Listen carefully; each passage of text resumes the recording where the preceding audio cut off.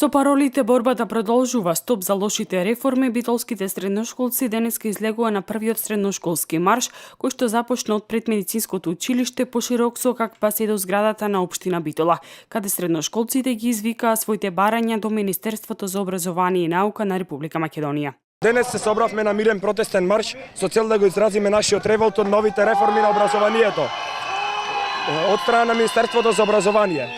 Имено, веќе нашиот глас никој не сака да го слушни една година.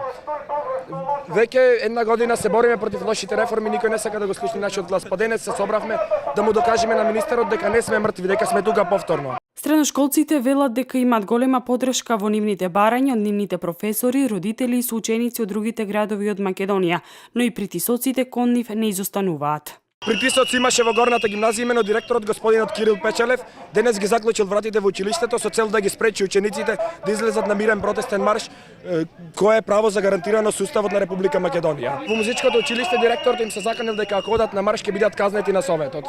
Конкретните барања на средношколците до Министерот за образование и наука ДЕМИ се укинување на екстерното тестирање и враќање на стариот концепт на државна матура.